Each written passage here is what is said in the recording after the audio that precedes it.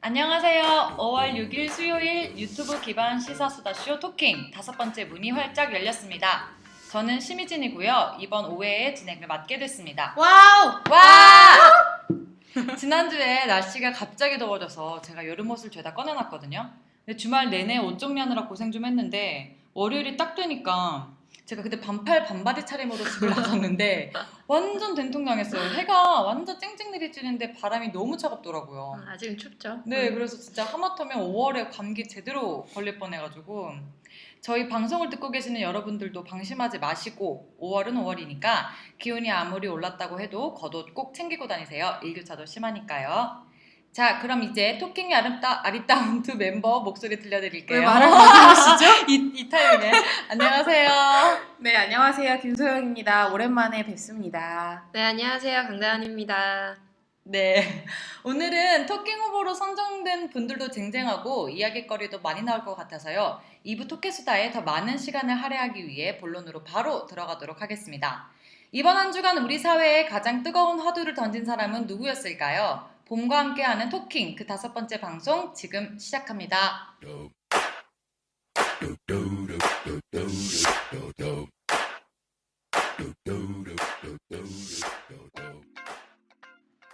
씹고 뜯고 맛보고 즐기고 토킹이로구나! 1부 선정의 변 시간이 돌아왔습니다. 이번 주 토킹 후보들은 누구일까요? 기대가 아주 많이 됩니다. 두구두구두구두구 먼저 소영씨. 네, 시작하겠습니다. 아베 총리의 몸짓은 과거는 극복할 수 있고 적들도 가까운 동맹이 될 수 있음을 상기시켜주는 것이다. 과거의 적이 오늘날의 동맹이 됐다는 오바마 대통령의 말입니다. 아시다시피 아베 일본 총리가 이번에 미국을 방문했잖아요. 오바마 대통령과 함께 정상회담도 갖고 일본 총리로는 최초로 미 의회에서 연설도 했는데요. 아베와 일본은 이번 방문으로 얻은 게 많다고 자축하는 분위기입니다. 중국 견제와 미일 동맹 강화라는 두 마리 토끼를 잡았기 때문입니다. 경제와 안보의 측면에서 양국의 이해타산이 맞아떨어지면서 미일 간 분위기는 그 어느 때보다 화기애애했습니다. 하지만 다른 나라도 그럴까요? 세계인의 눈이 쏠린 이번 연설에서도 과거사에 대한 아베의 명확한 사죄는 들을 수 없었습니다. 이 때문에 전후 70년을 앞둔 지금 동북아에는 긴장감이 고조되고 있는 상황입니다. 신미럴 관계로 표현되는 새로운 미일 동맹 시대, 우리는 과연 어떻게 대처해야 하는 것일까요? 이에 대해 논의해보기 위해 저는 오바마 대통령을 이번 주 토킹으로 추천합니다.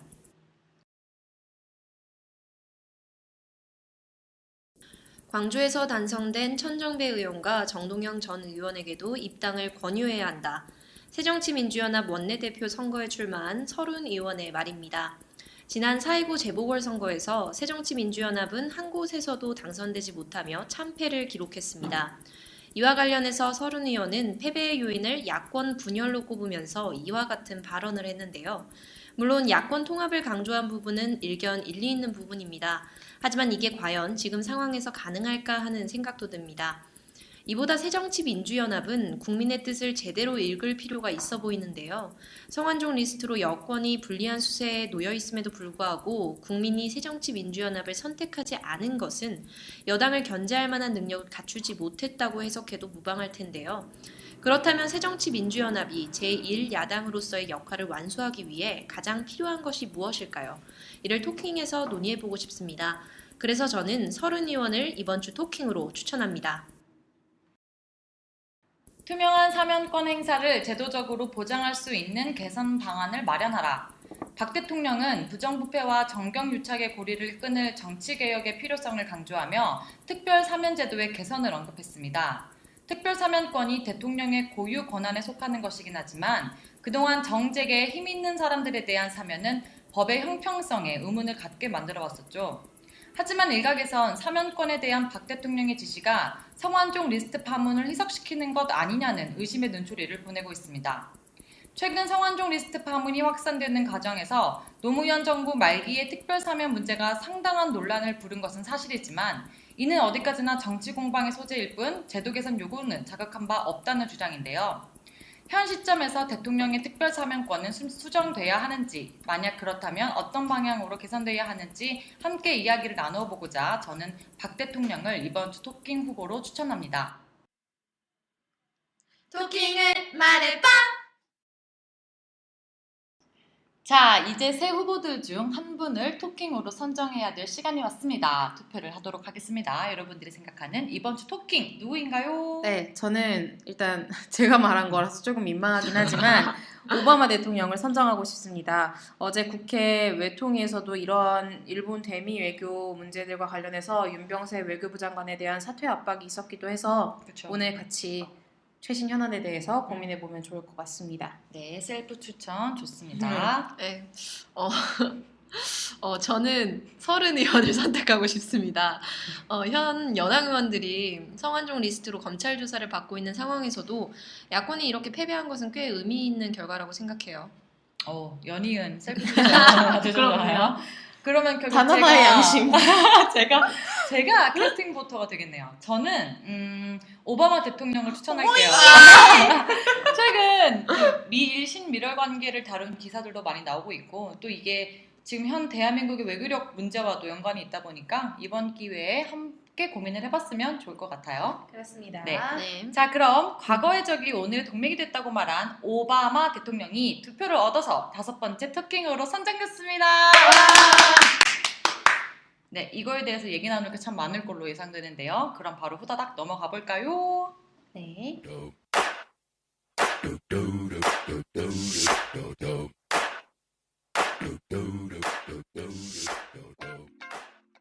토킹 2부 토켓 수다 시작하겠습니다. 정말 리얼한 수다 들려드릴게요.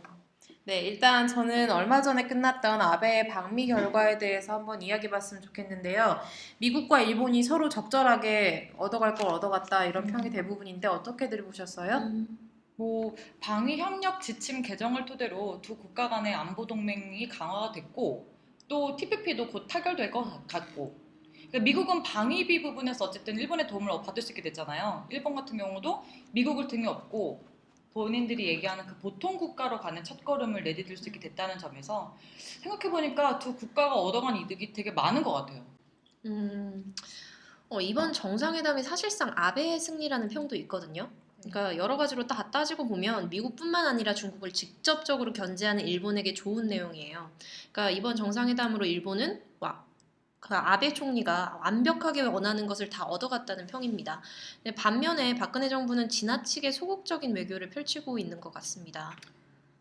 그 다한 씨가 방금 지나치게 소극적인 외교를 펼치고 있다고 하셨는데 저는 제 생각에는 거의 외교 정책이 전무하다고 봐도 될 것 같아요. 지금 우리가 지금 외교 정책이라고 하고 있는 것들이 거의 아베의 그런 과거사에 대한 사과는 뭐 진정성 있는 사죄를 요구하는 그런 선에서만 그치고 있잖아요. 우리의 대일 외교라는 것이. 그래서 뭔가 진전이 있을 만한 것도 진전이 없게 만들고 있지 않나, 약간 너무 제자리를 맴돌고 있지 않나 하는 생각이 들어요. 저는. 근데 저는 그 역사 문제는 물러설 수 없는 부분이라고 생각해요. 그러니까 고노다마를 계승하겠다고 해놓고선 위안부에 대해서 전혀 사과하지 않고 그러니까 저는 그 아베의 이중적 자세를 분명히 지적하고 넘어가야만 한다고 생각해요. 그러니까 지금 당장 외교적으로 우리가 불리한 상황에 놓여 있다고 해서 그건 니네가 자꾸 우리가 자꾸 역사를 걸고 넘어지기 때문이야 라고 얘기를 하는 건 결국 일본이 만들어낸 한국 피로증이라는 것에 우리가 휘말리고 있는 거라는 생각밖에 안 들어서 그렇게 생각해요. 저는 무엇보다 그냥 아베의 진정성 있는 사과가 선행돼야 된다고 생각해요. 다른 건 몰라도 역사만큼은 절대로 타협할 수 없는 영역이라고 생각합니다. 이상 역사학과 역사학 전공을 네. 하셨기 때문에 또 핏줄이. 네. 네, 물론 과거사 부분은 포기하면 안 된다고 생각합니다. 하지만 경제 외교 현안과 분명 분리해서 진행할 수 있다고 생각하는데요. 중국과 일본 사례만 보더라도 끊임없이 역사 문제로 갈등을 빚고 있잖아요. 근데 뭐 최근 박근혜 대통령이 불참한 반동회의에서 양 정상이 만나 우호 관계를 강조하는 등 좀 외교적 진전을 보이고 있는 상태거든요. 네, 다한 씨 말대로 중국은 지금 되게 잘하고 있는 것 같아요. 그런 면에서 지금 세계적으로 추세가, 외교 정책의 추세가 사안별로 뭐 경쟁이나 협력을 뭐 반복해서 경쟁과 협력이 공존하는 그런 형태를 보이고 있잖아요. 근데 우리나라는 그런 추세에 거의 따라가지 못하고 뭐 한반도 신뢰 프로세스라든가 동북아 평화협력 구상 또는 유라시아 이니셔티브 같은 그런 외교 지향점을 제시하지 못하는 그런 두루뭉술한 구상만 내놓고 있는 수준에 머무는 것 같거든요. 그래서 그게 지금 우리 외교의 문제가 아닌가 싶습니다. 네, 저는 더욱 문제는 우리 정부가 관계 진전의 기회가 있는데도 이를 제대로 활용 못하고 있는 데 있다고 생각합니다. 그러니까 반동 회의도 그렇고 이번 러시아 전승 70주년 행사에서도 그러니까 남북 정상이 만날 수 있는 기회가 있었음에도 뭔가 핑계와 조건을 달면서 피하고 있는 것 같거든요. 그러니까 이런 식으로 조건부 외교 정책만 펼친다면 결국 한국 외교는 중국과 미국 사이에서 균형 외교를 펼치는 것이 아니라 아예 실종이 될 수 있을 것 같아요. 이게 너무 어려운 문제라 어떻게 해결책을 뚜렷하게 내놓기는 참 힘든데 그냥 제가 생각했을 때 지금 우리가 할 수 있는 최선의 방법이 뭘까라는 걸 생각을 해보면 남북 관계를 개선하는 게 그나마 좀 돌파구가 될 수 있지 않을까. 그러니까 동북아에서 어쨌든 주도권을 잡으려면 이게 안보 어젠다를 우리가 좀 끌고 가는 편이 유리한 것 같아요. 네, 이게 남북 관계까지 되게 여러 개가 문제가 섞여 있는 것 같아요. 맞물려 그래서 있어요. 이제 우리가 또 최신 현안에 대해서 얘기를 해보자면 어제 국회 외통위에서 윤병세 장관에 대해서 여야가 경질을 해야 된다라는 그런 의견을 보였는데 이거에 대해서 어떻게 생각하시는지 좀 궁금하거든요. 저는 여야 의원들 지적대로 윤 장관의 현실 인식이 지나치게 안일한 것이 아닌가 하는 생각이 듭니다. 투트랙 대일 외교 방침을 저번에도 이야기를 했지만 결국에는 작년에 아베 고노다마 검증 논란 때나 지금이나 전혀 달라진 게 없거든요. 그래서 냉철한 현실 인식이 지금 우리한테는 필요한 때라고 생각을 해서 현 외교 라인에 분명히 변화가 있어야 된다고 봅니다. 음, 저는 윤병세 장관 경질까지는 아직은 조금은 이르지 않을까 생각하는데요. 그러니까 지금의 상황에서 어느 정도 미국과 중국의 사이에서 적절하게 균형을 맞추는 것은 반드시 필요한 전략입니다. 그러니까 그 부분에서는 윤병세 장관이 분명한 목적을 가지고 외교를 펼치고 있다고 생각이 드는데요. 근데 다만 조금은 그 방법에 있어서 가끔은 미국과 중국이 위협을 느낄 정도로 대담한 전략이 펼쳐지면 어떨까 하는 생각입니다. 저도 다은 씨가 하는 말에 동의를 하고요. 그러니까 외교 라인이나 음. 그러니까 그런 전략이 새로 짜져야 되지. 리더 한 명이 바뀐다고 해서 막 외교가 갑자기 막 성장해서 막 극적인 소득을 얻을 수 있다? 전 그렇게 생각하지가 않거든요. 아니 그래도 네. 샌드위치가 된 와중에 그거를 러브콜이라고 표현하는 그런 건 좀 너무하지 않습니까? 지금의 장관의 그런 태도가 그쵸. 뭔가 변화가 저는 있어야 될 것 같은데 근데 여야가 한 목소리로 바꾸자고 했으니까 뭔가 바뀌지 않을까 조심스레 저는- 한번 예상을 해봅니다. 근데 저는 리더를 바꾸자는 얘기가 나오는 것도 중요하지만 그것보다는 우리가 어떻게 외교 전략을 세울 건지 지금의 그 전략적 모호성을 버리고 새로운 게 먼저 선행이 돼야 한다고 생각을 해요. 얘기가 좀 돼야 논의가. 어쨌든 전략을 그런 짜는 수장이 어쨌든 우리나라에서는 외교부 장관일 수밖에 없잖아요. 다 장관 체제로 돌아가니까 그래서 지금의 윤병세 장관이 어떤 결과를 전혀 3년 동안 보여주지 못했다면 이제 이쯤에서는 뭔가 물갈이가 있어야 되지 않을까 생각합니다. 자, 그러면 오늘 되게 어려운 주제 같이 얘기해봤는데 되게 결론이 되게 좀 나지 못했지만 그래도 저희가 또 이렇게 미약한 얘기해본다는 게 그렇죠. 거기서 의미가 좀 의의를 있으니까요. 찾을 수 있지 않을까 네. 생각합니다. 자, 그럼 오늘의 논의는 이쯤에서 마무리하도록 하겠습니다.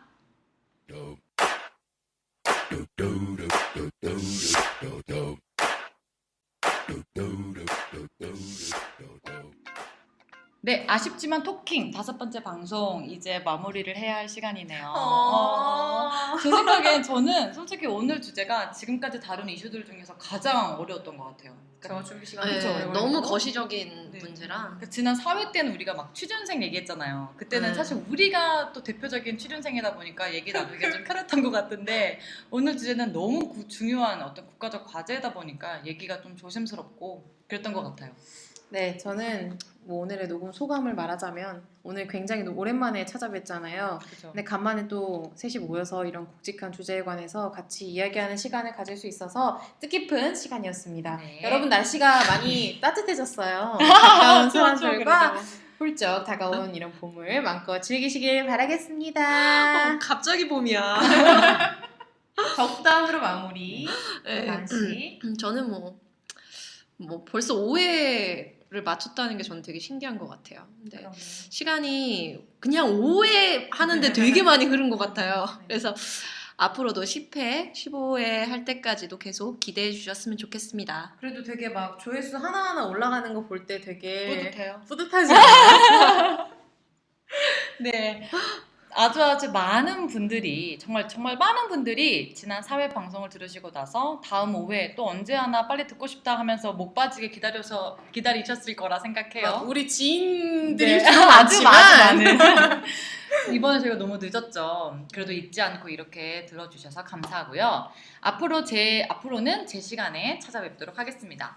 5월은 참 행사가 많죠. 뭐 어린이날 다 제대로 쉬셨나요? 어떠셨어요? 너무나 재밌게 너무나 놀았어요. 재밌게 어린이날 놀았죠. 네, 곧 있을 어버이날 그리고 스승의 날에는 좀 더 의미 있는 시간 보내시길 바라면서 토킹 마치겠습니다. 안녕! 안녕!